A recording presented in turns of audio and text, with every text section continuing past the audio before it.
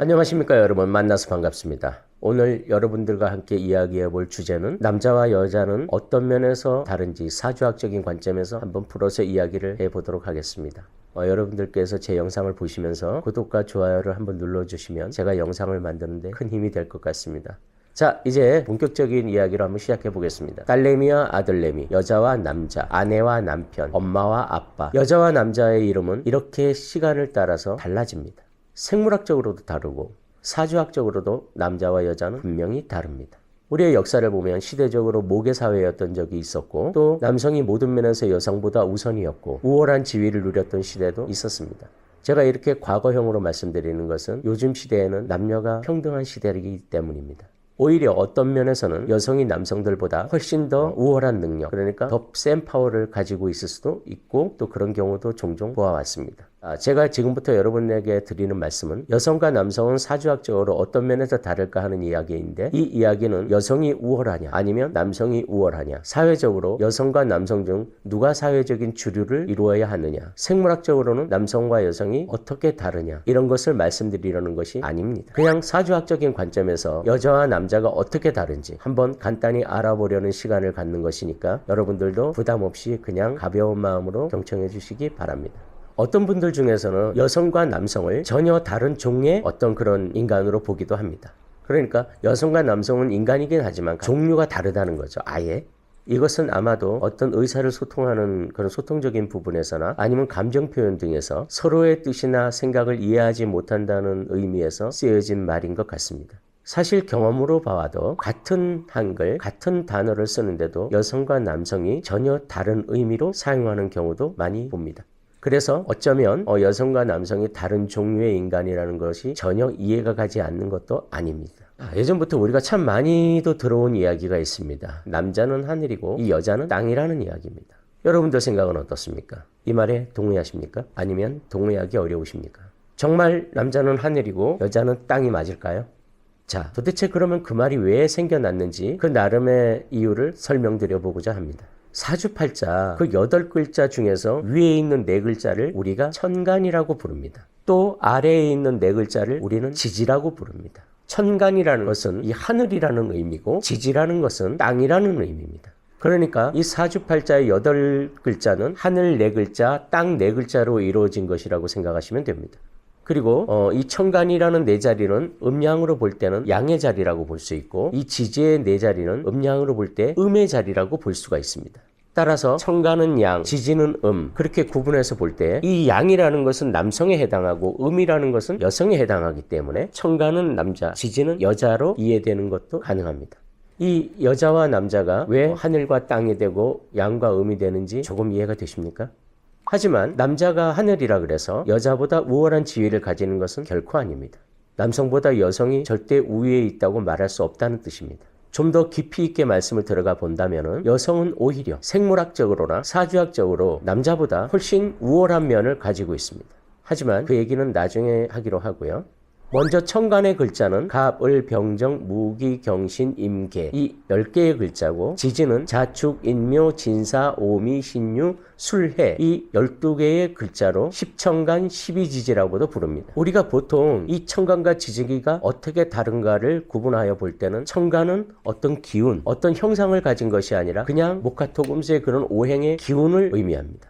그러니까 어떤 모양을 가지기보다는 모양을 가지지 않는 어떤 기운, 이것을 우리가 양이라 하죠. 그런데 이 지지라는 것은 그 어떤 하늘의 기운이 내려와서 형상화가 된 것을 말합니다. 그 천간에 있던 어떤 기운이 땅으로 내려와서 어떤 형태로든 그 모양을 갖추는 거죠.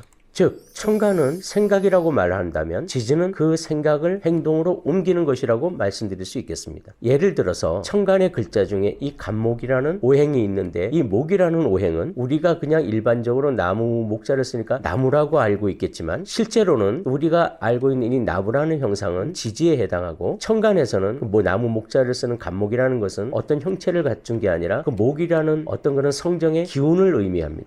그냥 그런 것이지 그 천간과 지지가 모두 나무를 의미하는 것은 결코 아닙니다. 이러한 천간의 이 갑이라는, 그러니까 목이라는 이 오행의 기운이 합쳐져서 땅으로 내려와서 인목, 즉 인이라는 글자로 형태로 나타나게 되는 겁니다. 이때 가천간에 있는 갑이라는 글자는 갑목이라는 한 가지 오행의 성분만 가지고 있지만 이 인목이라는 지지는 천간과 같은 목의 오행이라 할지라도 지지로 내려와서 인목이라는 것으로 형상화될 때는 전혀 다른 성격을 띱니다.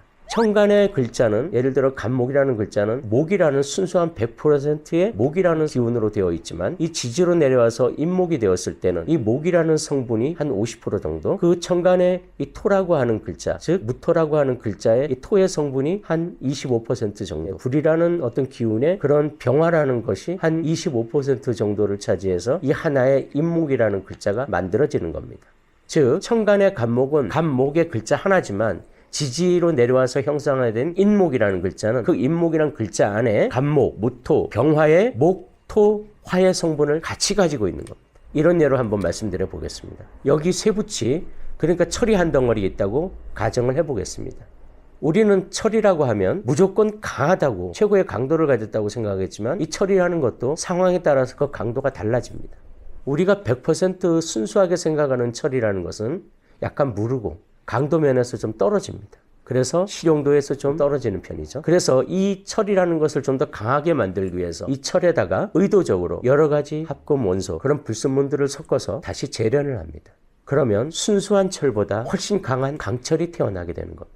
즉, 이 갑이라는 글자가 100% 순수한 목이라는 오행을 가진 글자라면 그 오행의 목이라는 성정으로만 그 기운만으로 이루어진 글자라면 이 인목이란 글자는 그 천간의 기운이 지지로 내려와서 형상화된 그 인목이란 글자는 무토와 병화라는 글자가 섞여서 새로운 생명을 부여받아서 기존의 갑목과는 새로운 그런 목의 기운이 되는 것입니다. 조금 더 말씀드려서 이 천간이 어떤 행위를 해야겠다고 하는 생각이라면 지지는 그 생각을 행위로 옮기는 활동을 말합니다. 즉 천간, 이 남자가 어떤 행동을 해야겠다고 생각만 하고 있을 때 여자인 지지는 그 생각을 행동으로 옮기는 것이고 그렇게 애초에 남자가 생각했던 것보다 천간이 생각했던 것보다 좀 더 나은 방향, 좀 더 현실적이고도 합리적인 방향으로 행동으로 옮기게 됩니다. 그래서 여자들은 남자들에 비해서 사고방식이 매우 합리적입니다. 아마 그래서 여자 말 들어서 손해볼 거 없다라는 말이 생겨난 것도 같습니다. 조금 심하게 얘기해서 이 남자들이 뜬구름 잡는 소리를 하면 현실을 우선시 생각하는 여자들의 입장에서 이 남자들이 정말 복창 터지는 소리를 하고 앉아있는 겁니다. 그러니 여자들이 남자들에게 화를 내게 되고 남자들은 그렇게 화를 내는 여자들을 이해할 수가 없는 겁니다. 어떠세요? 이제 천간과 지지, 남자와 여자, 음과 양에 대해서 조금 이해가 되실까요? 자, 이제 지금까지 제가 여러분들에게 말씀드린 내용을 좀 정리하는 과정에서 말씀을 드린다면 굳이 남성이 여성들에 비해서 우월한 존재일까? 아니면 여성들이 더 우월한 존재일까 하는 어리석은 생각은 그에 대한 답을 하자면 여성들이 남성들보다 생물학적으로나 사주학적으로나 조금은 더 우월한 존재가 아닐까 제 개인적으로 생각해 봅니다. 여자는 생명을 품고 낳고 키워내고 번성하게 하는 무한한 힘을 가지고 있는 그러한 신비로운 존재입니다.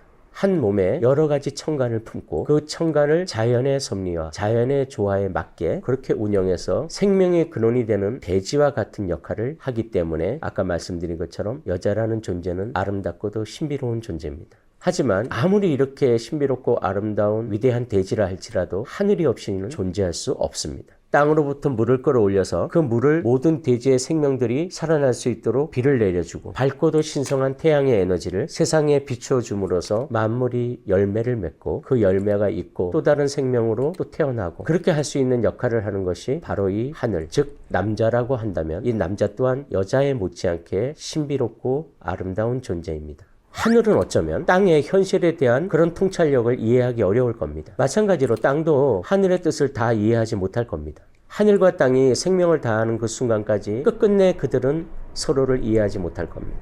아주 가끔 서로를 충분히 이해하려고 노력하고 화합하는 남녀가 있긴 하지만 아마 대다수의 결혼한 부부들은 나중에 나이가 들면 이런 말을 할 겁니다. 내가 저 사람하고 30년을 함께 살아왔는데도 아직도 저 사람에 대해서 잘 모르겠어. 영상 끝까지 보아주셔서 감사합니다.